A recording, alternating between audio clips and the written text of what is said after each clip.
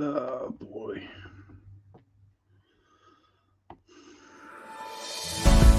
Looking for stories that are fresh and new? Dark fantasy, humor, space exploration, time travel, cyberpunk, alternate history, and more. They're in the L. Ron Hubbard Presents Writers of the Future anthology from 24 award-winning authors and illustrators, plus art and writing tips and bonus stories. L. Ron Hubbard Presents Writers of the Future. Buy your copy at galaxypress.com, Amazon, or wherever books are sold. Looking for something new in dark fantasy, humor, space exploration, time travel, alternative history? They're in the L. Ron Hubbard Presents Writers of the Future anthology.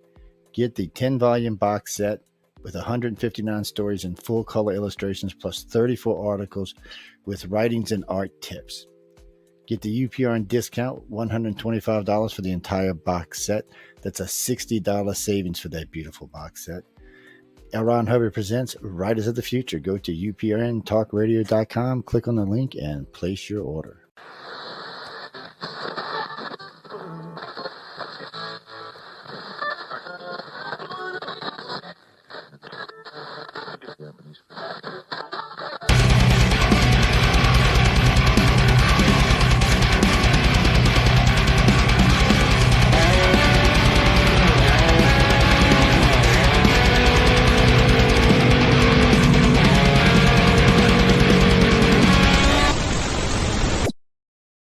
Hey, good evening, everybody, and welcome to Into the Night with Sean Kelly. How is everybody today? Everything's going, seems to be great. I'm so excited about tonight because 2 weeks ago we had my friend Phil Siracusa on, and he was talking about his haunted house that he had. And I'm just really looking forward to the second part of the show. The reason being is because he talked about the little girl, Sarah. So it's like, I'm really looking forward to this. I am on UPRN Talk Radio 105.3, New Orleans 107.7, Mississippi. You can catch me on Roku Live. You can also get me on the Pittsburgh Paranormal Society Facebook page, and all other kind of places. Hey, Cindy, it's good to see you. Thank you for stopping in. I just want to just keep saying, I'll say this until Christmas Eve. By Christmas Eve, I will definitely have a Christmas Eve show. So if you're not doing nothing, just stop on by and enjoy. We'll just talk Christmas. We'll just talk about different people's Christmases and stuff like that. And we can go from there. But, the last time we were here with Phil, hey, Sebastian, good to see you, buddy. Thank you for stopping in. Last time we were here with Phil, there was StreamYard was like all crazy and stuff like that. So we only got to talk 40 minutes. But if you do remember, okay, when he talked about it, thank you, Cindy. I appreciate that. If you remember, he talked about this little spirit named Sarah. Well, tonight, he's going to definitely be talking about Sarah. So without further ado, I'd like to introduce my guest tonight, Philip Siracusa. Hey, good evening. Good evening, Phil. Hey, thank you for having me on again. Yes. Really looking forward to hearing the second part. For the people who didn't get a chance to listen to the first show, can you just give like a little 5-minute recap on what was going on? My name is Philip Siracusa. I'm the author, homeowner, and radio host of the Horsefly Chronicles Network. It all started when we bought this house back in 2010, when apparitions would start to appear out of nowhere. So my encounter with the other side has been intriguing, mysterious, and also at times very scary for myself and my family. I have a legacy of, I guess, an attachment by the name of Sarah. And through the course of the last 7 to 10 years, I've had over 52 paranormal teams come to the Haunted Horsefly Chronicles home in Eastern Pennsylvania to investigate, document, and validate what we are experiencing here. There's still these more questions than answers.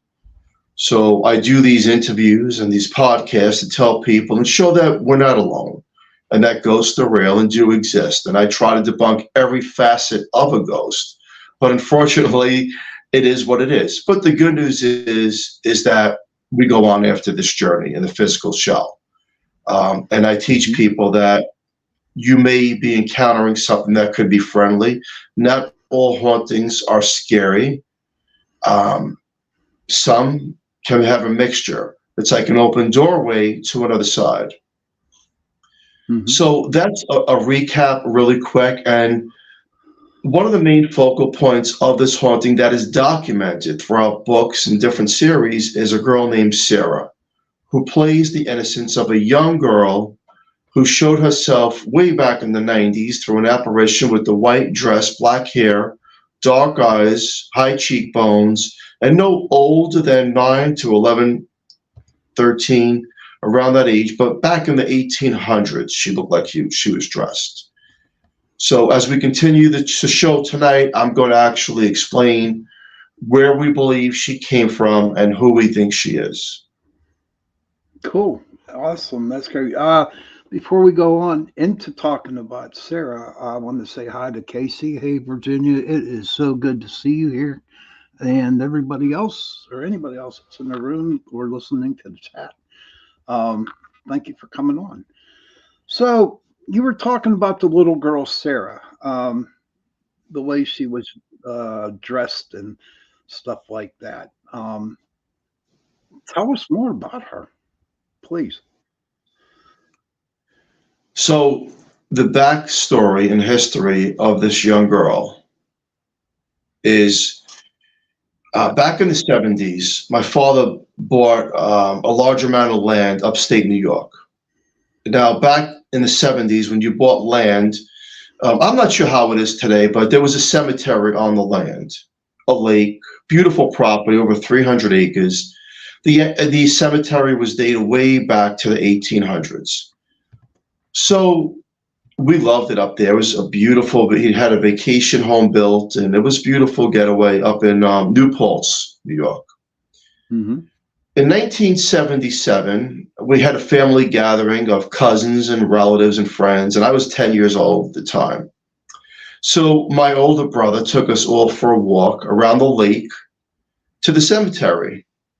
And there was about, I would say, 20 of us, just young. And back in the 70s, life was different, more relaxed and peaceful. And, he was just doing a show and tell of the gravestones and reading the names on them and paying our respects.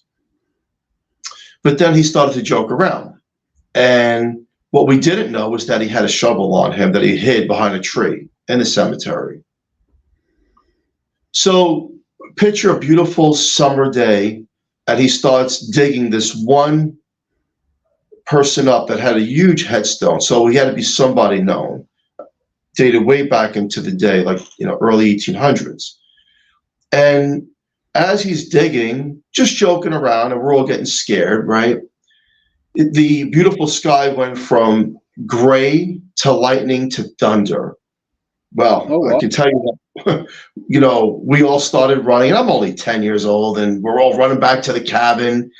And it was a far run because the cabin was nowhere near that cemetery. And my father kept yelling at my brother, cover that thing back up now, cover it up, So my brother goes back there and covers it up, and all of a sudden it gets beautiful out again. Now, this story went all over Staten Island, New York. This is a known story. We could say, well, there's coincidences, but in paranormal, I don't believe in coincidences. Right. It just so happens that years later, in 1993, I was living at my mom's house, and I had made plans with my younger sister, my cousin, and a couple other people to go back to that grave. But you see, I didn't feel like me at the time. Back from the previous show that I've done with you, this is a time when I was doing rituals, and I was being drawn into that world of darkness. And I just felt this evilness inside me, but yet this empowerment. So we made plans to go up to the cabin, and I told my cousin, I want to dig up the grave, but I want to go all the way into that casket. And now I don't know why I'm doing this. So again, this is not good. I don't know what, it's kind of like I'm being channeled to do this crazy thing. So there's about 4 of us, and we walk over to the cemetery. My older brother, who dug up the grave back in the 70s, is sleeping in the cabin because he would forbid it. We get to the grave, and me and my cousin start digging. And again, this is not good, right? We know this. No, But- not at all. But when this thing is pulling you into a channel, it's kind of like, what do you don't really know what's happening to you. It's kind of like an oppression right before a possession, right before. And we're digging up, and then my sister and her friend on another stone are doing the Ouija board. Oh, wow. And I came up with this crazy idea of doing this. Well, what was happening was this. Let me tell you and everyone else that the dead do listen, and the dead can come after you. All of a sudden, these mosquitoes that are weird looking, I've never seen these things before, ever. As we're about 2 feet into the grave, these mosquitoes are coming up that they don't even look right. And they're attacking us and biting us. And on the Ouija board comes a girl named Sarah. And Sarah is threatening all of us. And I didn't care. My cousin didn't care. None of us cared about the threats were coming through because the planquette was moving so fast that they were, at one point, they felt like they weren't even working this thing, the Ouija board. And we were about 4 or 5 feet down now into the grave.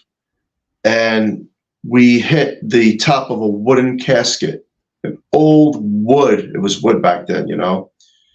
And I remember prying it open with the shovel, and the smell, once it was about a half-inch open, the smell that came out of there was unbearable.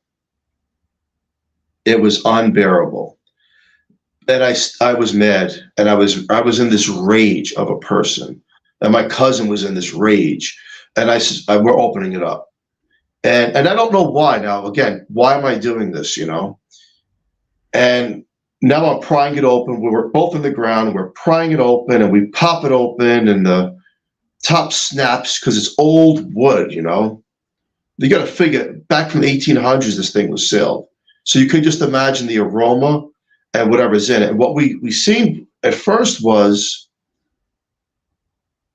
cloth wrapped around the bones, because I guess the cloth from the lining settled in and wrapped around the bones of this guy, you know.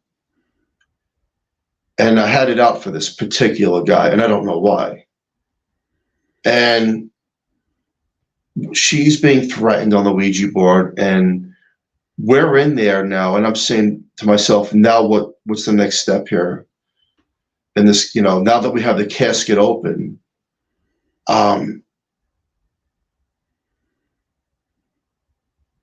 there's some things I will not say on air, unfortunately, but it turns out I can't say what was removed from that particular casket, and I won't. But then we walk ourselves onto the ground, out of the dirt, and all of a sudden I'm coming back to me now, to Philip. And I'm saying, why am I doing this? What's wrong with me? Now, across the lake in the cabin, my older brother, who dug up the grave in the 70s, is screaming out the window, get out of the cemetery, get out of the cemetery.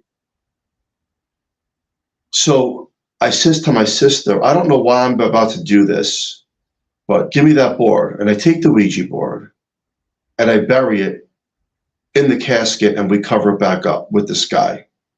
Okay.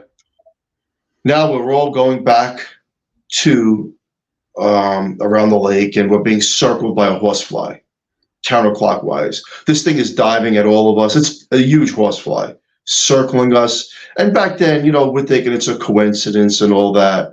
And we're trying to like hit it with the shovel. And we go back into the cabin. And I go upstairs into the room to go see my brother, but he's sleeping. He was never up. He was what? I'm sorry. What happened? He was never up. Oh, okay. I'll stop there to see if you have any questions. Any questions out there for anybody that wants to ask Phil?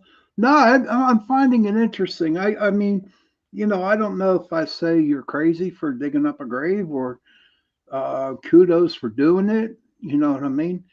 But I know the deal with the mosquitoes are interesting. Okay, we talked about lightning bugs. I think I forget when we talked about it, but I know they're not bad like mosquitoes. But all I know is that when we were in Gettysburg filming Raw Fear, it was in April, dude, and it was like it wasn't the season for lightning bugs. You know what I mean? But whenever we were in the peach orchard, we had like 20 of them follow us everywhere. I mean, from the peach orchard to the wheat field to Little Round Top, you know what I mean? So I understand. But I do want to ask you one more question about that. When you were digging this and everything, digging up that grave and everything was happening, was it real quiet? No, Very quiet. No birds, no crickets, nothing like that. No. Mosquitoes, yes. Okay. But yeah, it looks. Well, let me see. Tony says we got chased out by mosquitoes and grasshoppers. Tony did. You know, somewhere down in Texas, he did. He says we got chased out by mosquitoes and grasshoppers. That's interesting about grasshoppers, right? Oh yeah. They're kind of creepy animals. You know what I mean? And I hate it when they jump on your ass. You know, you're walking around, you're sitting, and all of a sudden, boom, you got this cricket or grasshopper just jumping on you. Same thing with praying mantises too, man. They jump on me. I'm like, wow. Now they scare the crap out of me, dude. You know what I mean? What are they? Praying mantises. But please continue, sir. Please continue. So again, my brother was sleeping, and we just rolled the weekend out. We had fun, and we put it behind us. And I felt like I was me again. But you see, what was happening was I was pulled into this darkness to do this type of thing, you know, that I would say is pretty crazy, sick. And I remember going back to New York, to Staten Island, a couple of days later, and I says, show me what you look like. Are you evil? Are you the devil? Show me what you look like. I just kept saying it, and I wake up around 2, 3 in the morning, looking in the mirror at myself. And I'm just looking at myself as if I was sleepwalking, thinking I'm the evil one. Mm-hmm. From that point on, I was on a mission to see why I was so drawn to this particular grave. Again, I don't believe in coincidences. No, me neither. I believe that for some strange reason, and why would I want to bury a Ouija board with this man? Okay. Mm-hmm. Now, again, Sarah was the person that was threatening us, but Sarah was John's mother. Oh, wow. Who we dug up. Ha ha! Oh my God, dude. No wonder she'd be pissed. You know what I mean? Oh wow. Excuse my language. Now, as years went on, I've been haunted by Sarah. And she shows herself back in the 1800s with that white dress and that dark hair. But she shows herself very young, okay? Mm-hmm. And as she's doing this, she's acting as a protector to build my a part of me that's not afraid of her.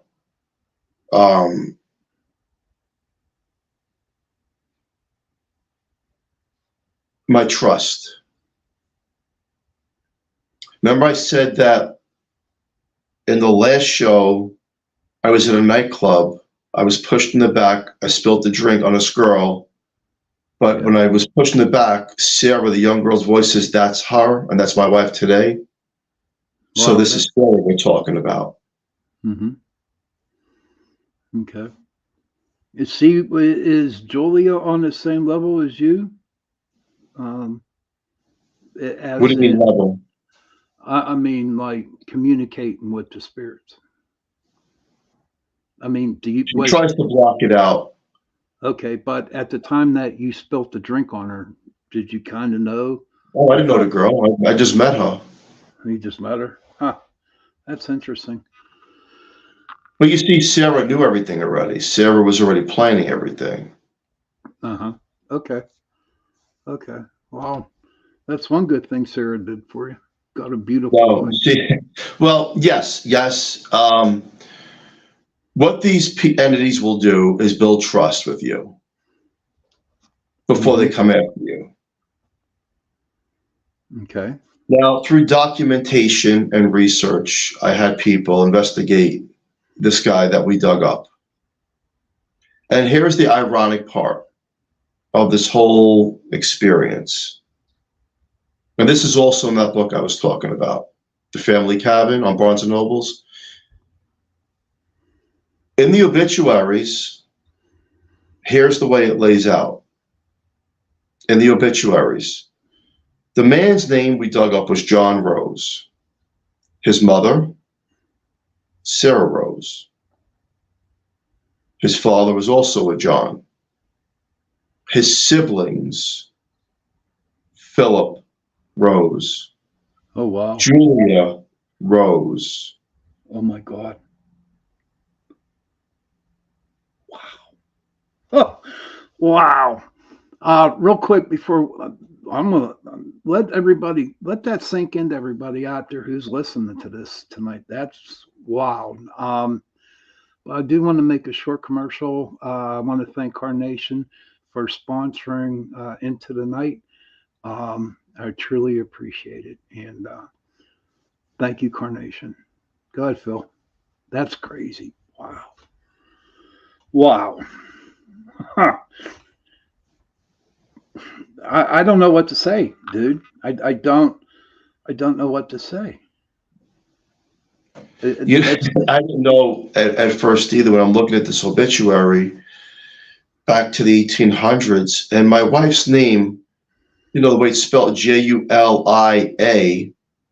Now we're going back how many years, and we're all in the obituaries. Yeah. And we're part of this family. Mm-hmm. And then I say to myself, as time is going on, and I'm having psychics do readings for me of why I did this, that I'm part of the family? Is it possible that me and my wife are part of the family, and the mother, Sarah, wanted to reunite the children, but in a different way? And I meet Julia in 1999, and I'm pushed in the back, and Sarah said, "That's her." Is it just possible that that was me, and that was my wife, and John was my brother? That's very possible. Yeah, could be, because think about it. How about people who when they die, they want to be reincarnated again? Do you know what I mean? So maybe all John and Phil and Julia are reincarnated. You know what I mean? Maybe. Wow, this is awesome. Crazy, dude. And this is all documented. We have, like in the book, we have the obituaries, we have the stone, we have everything documented. There was researchers doing the homework for this for a long time. And I've went to different people, the channel, and see what's going on. Why? And it felt like I was brought back to that grave. It all happened for a reason, going back to the 70s when my brother dug it up, my father buying this particular land. We were drawn to this. And ironically, I find that me and my wife, our names are there on the obituary. We're married. And the psychics used to tell me that I would go to, back in 1999, I would do my own visitations with psychics, and they would tell me that the children want to be born. But Julie was just my girlfriend. And is it possible that Sarah knew all this already? Oh, yeah, no doubt, dude. No doubt. I believe that 100%. 100%. Yeah. That's now when the people were doing the research, did they come across any pictures of these people? We have the pictures in the book of Philip Rose, Julia Rose, Sarah Rose, John Rose. It's been a legacy of communication, and I think that they want, from what I've been told, is that they wanted the board to open the door and the channel through the other side. Okay. Now, what's more interesting, on top of all of this, is I live out in Eastern Pennsylvania, and through the documentation, the Rose family was originally in Clinton, New Jersey, which is 20 minutes from here. Oh my God. Wow. Oh man, I'd be honest with you, Phil. I'd be going nuts, dude. Honestly, for something like that, I would be. God bless you, dude, for you and Julia for going through all that. You know what I mean? Oh, and also when you got the pictures of Julia, Rose, and Phil, did they similarly look like you guys? Well, we're going back, way back into their day, how they were dressed. And Philip Rose, he died in his 70s. I mean, he don't look like, obviously, like me now, but, you know, I find a common ground with this man, yes. Mm-hmm. And I find a common ground with that whole family. And like I said, I've been to different people to do readings for me and see why I'm connected to that grave so much to do such crazy things, only to find my own name there and my wife's name. And Sarah introduced us, if you really want to think about it, and it's crazy as it sounds. If it wasn't for Sarah, I would have not met my wife. No, it's not crazy at all. Not at all, dude. I believe it. I really do believe it. And I've been in the business for a very long time. And I know how spirits can manipulate or try to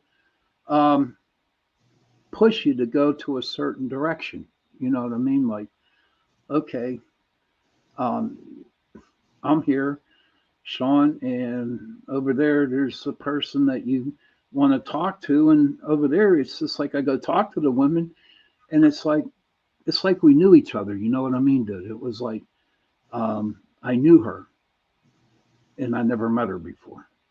Do you know what I mean? Yes, exactly.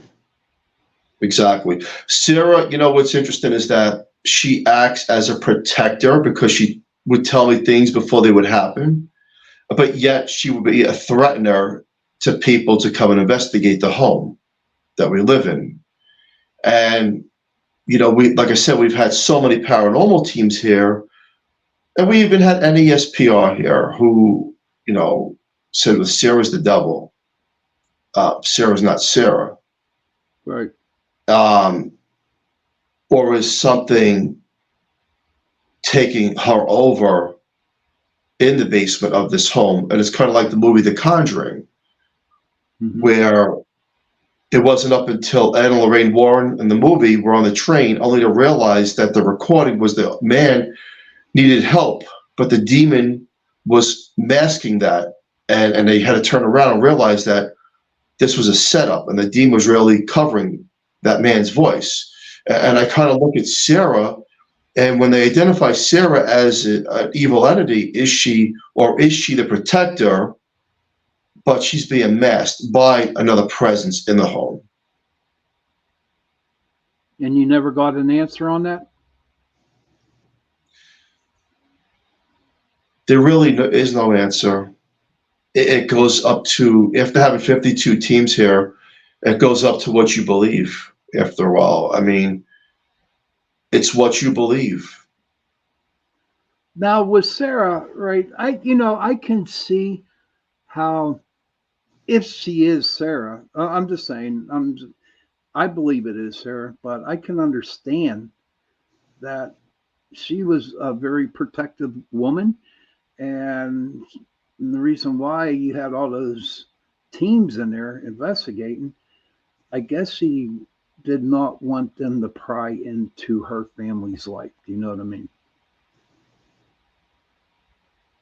We had the teams investigate here because we weren't sure some of the Right, things that would happen here were malevolent. right. But I But don't think it was her, because through some of the recordings that we did get from paranormal teams, there's a young girl who identifies herself as Sarah, but she's also says at times she has to go because the bad man is coming. The bad man is coming. Now, I don't know who this bad man is. I mean, again, it's up to theories, right? If you follow religion, it's up to a theory of these are evil entities, or it's a man that was in the physical realm that threatened Sarah back in her day. I don't have any answers for that. I don't think anyone does, because there is no expert. But what I do know is this. What I do know is that there are no coincidences, and we were drawn to the grave for a reason. There's an open channel with the Rose family, my wife and I, and how we met, and why the grave was dug up. And to this day, there is that open channel. okay. Now, your cousins that were there helping you dig the grave, did anything ever happen to them?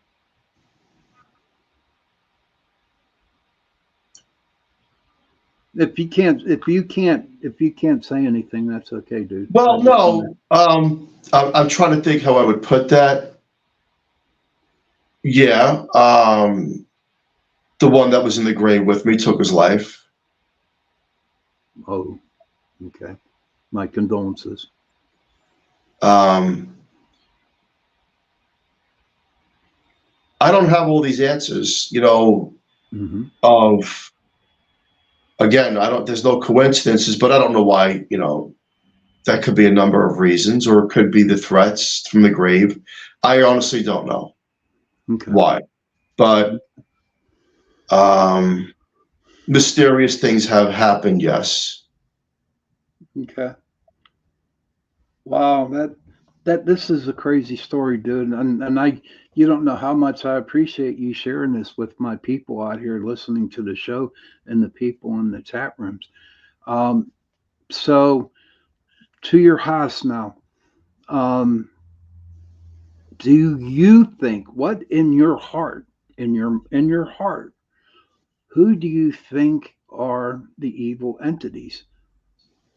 Who do you think in your heart, like who's the first thing that comes into your mind that, you know what I mean, without no doubt, is actually doing all the negativity in your house? I don't know. I truthfully don't know. Okay. There's one male presence that all the psychics pick up, the investigators, and he calls himself Chief. He seems to be like a commander to all the minions of the lower spirits. I feel like, and he's the one who controls everything in the home. And I kind of, if I had to really like put my gun into it, I think this was a Native American man who was part of, this might have been his land, between the Forks and Delaware River, and this land was claimed by him. But, it always leaves questions, well, how does my haunting of Sarah work its way into this? Back in 2009, before we moved into the home, life was perfect. As I said on the last show, life was perfect. Hmm. It's this home that is a magnifier to the spirits. Are there And were there any Indian burial grounds around your area? yes, Ah, okay, okay. So you know automatically right there, the energy um, that the spirits feed off of, that just takes it up to 10 yes. times more. You know what I mean? And the You know? land between here and the river is on a ley line. Oh my God, dude. You're just like the perfect storm. You know what I mean? Everything just.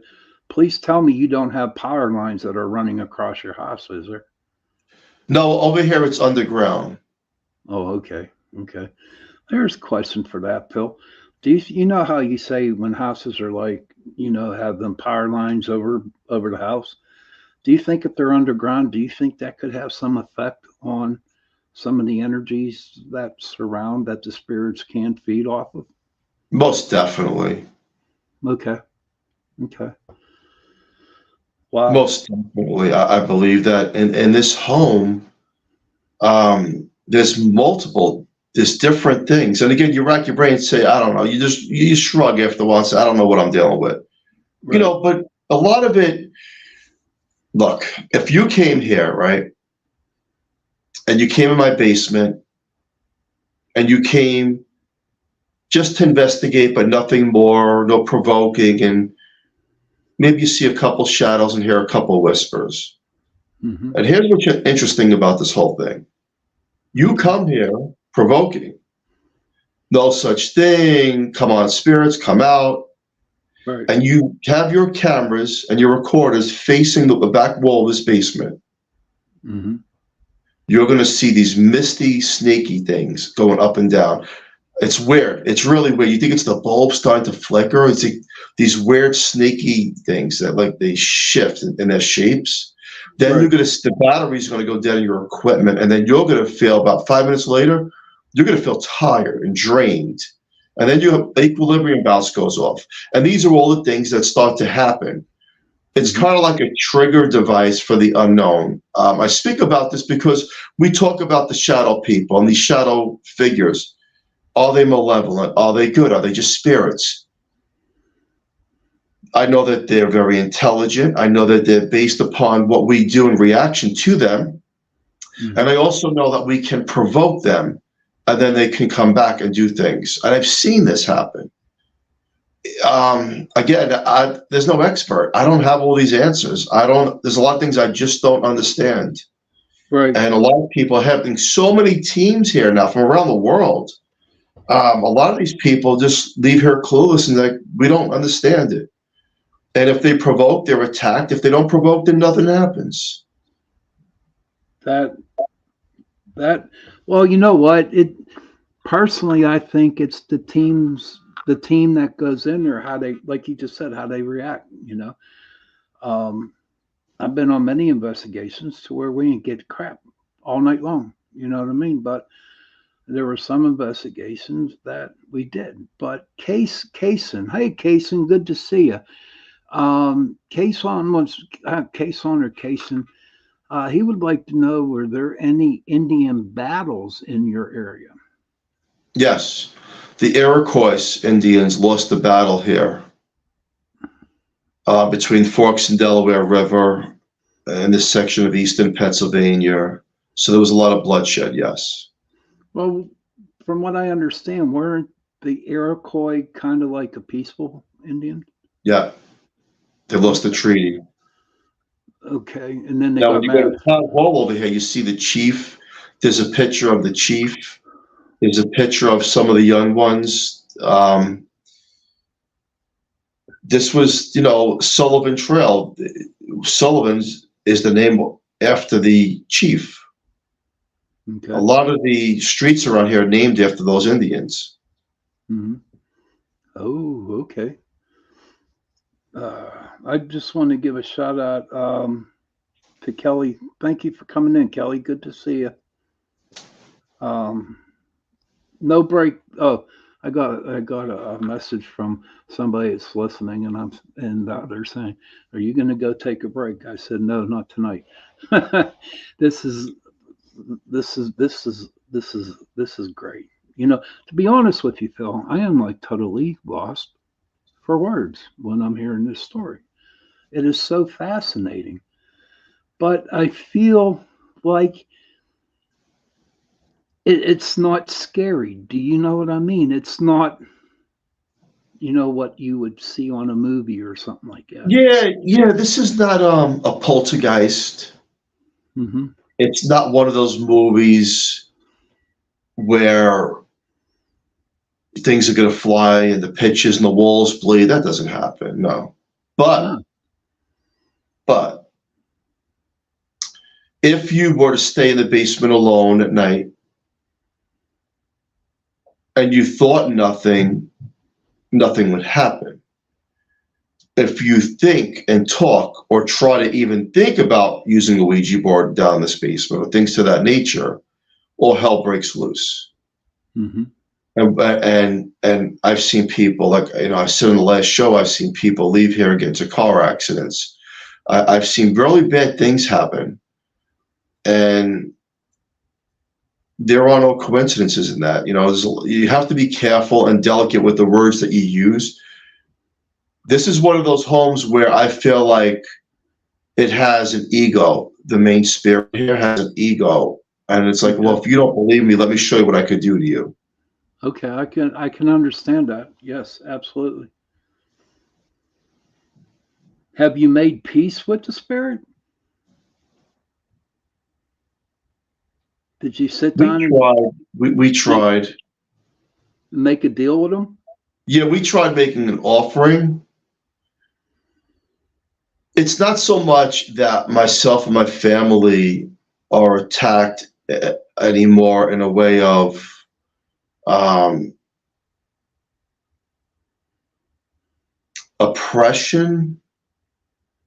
Back years ago, for example, my youngest son was slapped in his face in his own bedroom, but that he didn't want to sleep in the room anymore. He was slapped. He was only like 5 or 6 years old. Right. Many of people have been scratched, and you see the scratches actually happening. Oh, wow. You actually see the scratches, and they're deep in the basement. But a lot of that subsided. A lot of that stuff, I think it became to a common agreement somehow that we're not here to provoke you, or I'm not here to try to remove you anymore, because I already know what happened when we did that, and it was ugly. We had a ministry at the home, and that turned ugly. Ugly. Oh, wow. Would you like to share about that? It was the summer of 2015, a ministry of 7 people. The ministry was divided into Wiccan, shaman, reverend, high priestess. It was a form of different types of religions, personalities, and beliefs. And they did everything. It was a beautiful Saturday morning. They did everything from the salt. I don't know about this stuff. So this is what their practice was. And actually, Bill Freeman, but he's no longer alive. He was here too. Bill Freeman. They've done the salts and the prayers and the shaman speaking prayers and all these different types of things in the home. Mm-hmm. And I felt myself get mad. So they were holding me down. And they were holding me down, and they're throwing holy water at me and all this stuff, and they're reading all these different. And I felt this thing from inside of me, inside of my gut, try to raise up, like I was having this unbearable strength come. And the lights were flickering, and I felt rage, evil. I didn't feel like me. I felt like the person that was digging up that grave. Mm-hmm. It's kind of like that person came back. And then all of a sudden the ministries, they're fighting with each other, they're arguing, and it turned out to be so ugly. And then one of them had a new car, they're pulling away, they get stuck up the block, the car just dies. New car. This is a brand new car. The other one, about a mile away, hits a deer. 2 months later, that entire ministry broke apart. Wow. And to the fashion of the whole ministry fell apart. Look, I could debunk as much as I could debunk, and I could say that things happen. But I will say that if you go after evil and you know something has an evil presence or a home or a person's attachment, and you think when you walk away it's over, I promise you, It isn't. you are so wrong. The devil does not wear a watch. We do. He'll get you at any time, anywhere, and no matter what age you are. And once you've put yourself into that realm of, I'm going to remove you from a certain location, you better make sure you know what you're doing, right? And these guys really did know what they were doing. I believe they did know it. They had it down pat. I was impressed when I first seen them come in. I mean, they went to every glass fixture in a home and did the sign of the cross with the holy water, and they made the markings on every piece of crystal, every mirror, every reflection that would come in through the sunlight with the crosses. And this thing knew, and this thing retaliated. Now, here's what happened, and that to this day still scares me. When the ministry left, that was a Saturday. Sunday came around. The home was peaceful. Peaceful. But I wasn't scared about that. My kids are playing in the living room. This is 2015. My wife and I have tears in our eyes. It's over. We won the battle. Right. Perfect Sunday. Monday comes around. I had to go into the basement because I have an office in the basement. And I go down the basement. It's about 9 o'clock at night, and a toy goes off on the ground by itself. So I thought maybe I kicked it, right? And I turn around and I look at the toy, and it's going on and off again by itself. And at the same exact time, my wife and children are screaming on the third floor that the lights are flickering. And at the same exact time, the toy's now going on and off again. I have this documented, by the way. I put it on YouTube because I got the cell phone camera, and it was telling us, you lost. You lost. But you know as well as I do, when investigating, to me, holy water, oil, salt, whatever, it's just a Band-Aid. You know what I mean? It might give you a day, maybe 2 days of peace. But what happens, Phil, is that they just come back with a vengeance because they knew what, they were doing. All that smudging, all that stuff going on that you do to protect your house, it like I said, is a Band-Aid. And it wears off, whatever they do. I mean, the ministry that came in, all the water and stuff like that. But once that energy from the sage and the holy water and the oils and the salt go away, they're coming back. They're coming back for vengeance, and I've seen it happen to many people, where they put the salt around their house and on their windowsills and smudge. Personally, me, I tell people not to smudge, not to put holy water on there, anything like that. It's like they're just going to come back. You know what I mean? They're going to come back. So I can understand why that spirit in your house, when all that energy left, the protection left, I can understand why that spirit was going crazy. You know what I mean? Going nuts on it. But all I know is that I'm just happy that you're safe and Jolie is safe and your kids are safe. All right. Everybody out there, honest to God, do not mess with the paranormal or something that you do not understand, because if you listen to Phil's story tonight and the first time he was back on and the last show, stuff happens like that. And you really, really seriously need to know what the hell's going on. Don't listen to the movies. Don't listen to the TV shows. Okay? Do your own research. Find out what could work for you, or even if you have to call in somebody to do an exorcism on your house, do it, whatever makes you feel comfortable. But please don't ever go and do it yourself and by yourself, because you will get burned. You know what I mean? So it's like, I had to say that, Phil. Of course, I definitely agree with you on that. And we've had seasoned paranormal investigators here. Some of the first people were like the Eastern Paranormal Society, Melissa Leeper, Jeff Leeper, Scott Gerhardt, Sean Austin, Ralph Sarchi. There's been so many different people. And then I would talk once a week with Bill Bean, and getting different perspectives on this case and what we're dealing with. And then I spoke to Rosemary Ellen Guiley, who felt like, this is years ago, she felt like we were dealing with the jinn. And then Right. back in 2014, she contacted Lorraine Warren, which you heard about this case. Lorraine says, don't get involved with that case, it's bad. There's something really bad with that house. But Lorraine was never here. And Rosemary made plans, but it never fell through. It knows, it knows how to stop you. Right. Now, when Ralph Sarchi came here from the TV show The Demon Files, first I was intrigued by his movie that came out. The movie that was based on his story was, I thought, excellent. And he came here, and he was trained by the Warrens. Right. Well, what happened was, I'm sorry? What? What happened was, I was being taken over by that spirit.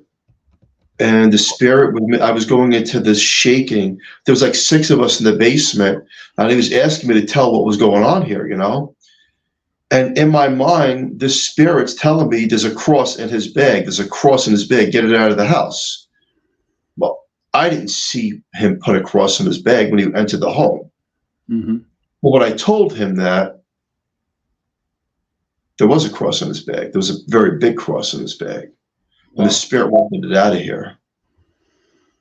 Wow. These things, and I remember him telling me that he couldn't even get here because his GPS kept messing up. They will stop you, they will cause problems for you, and they will make sure that they're not removed. And that's a fact. That is a fact. Wow. Through my experience, I have not met anyone with a magic wand to say spirits be gone and it's over, because that's all hocus pocus. It doesn't exist. Mm-hmm. Sometimes you have to live at bay until you actually move, because there's only so many things you could do as a person, or teams can do. We've had priests here from the Catholic Church. Now, if you ask me what happened with the priest, absolutely nothing. Not a blink of a bulb, not a toy going off.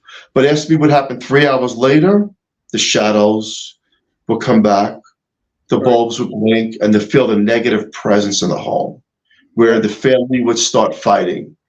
Mm-hmm. Because they're like, well, if you want to play that game, we're not here when they're here, but we're here when they're not here. Now let's go. Exactly, brother. Exactly. Hey, listen, we got a couple more minutes, Phil.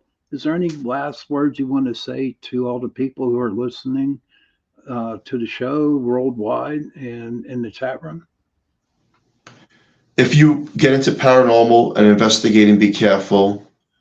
It's good to learn how to do it, but be careful and never, ever provoke, because I can promise you that evil spirits, however we label them, do exist and they can retaliate. Mm-hmm.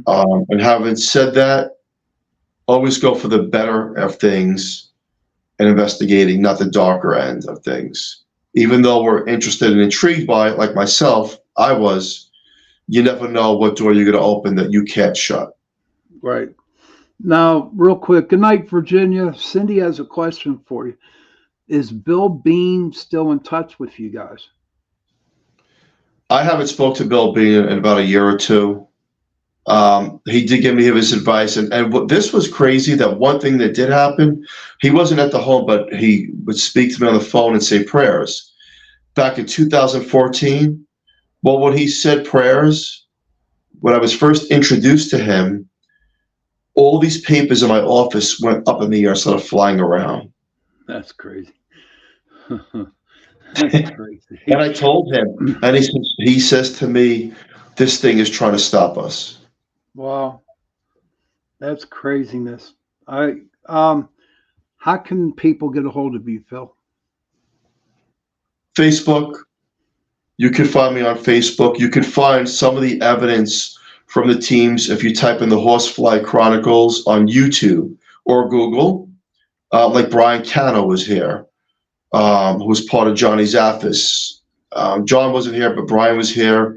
Very scientific, and he felt like the house is on a big portal. Mm-hmm. We had National Ghost Hunting Day here, and if you want to know what happened, it's a whole article written pages long of what happened at this house of 2017 National Ghost Hunting Day with Brian Cano. It was crazy. Huh. Wow. There's a whole article on that. So be careful what you tamper with, The family cabin, the life of Philip Syracuse is on Barnes & Nobles. It has the obituaries of everything, the Rose family, my name, my wife's name. It has the pictures of all these people. It has the stones. It has the homes these people used to live in. It has every single thing that was documented by investigators. Wow. Hey, listen, Phil, thank you for being on tonight. This was a fast hour. Maybe down the road we can have you back on. I'd love to have you back on and just shoot the crap. You know what I mean? Just talk. Don't have to be about your house or anything like that, but just sit and have a conversation. Okay. Thank you again for being on. Everybody, remember, I have a show on Sunday nights from 8 to 9 on UPRN Talk Radio. And also, of course, you all know about Tuesdays. Children, if you can, please, please, please go to your parents and tell them that you love them. And parents, please tell your children, give them a hug, and tell them that you love them. And if you don't have no parents or have no children, find somebody to say, I love you. Because those 3 words, I love you, go a long way. So I want to thank everybody who watched the show. Thank you for all the chat in the chat room. And I will definitely see you next Sunday night. Good night, everybody.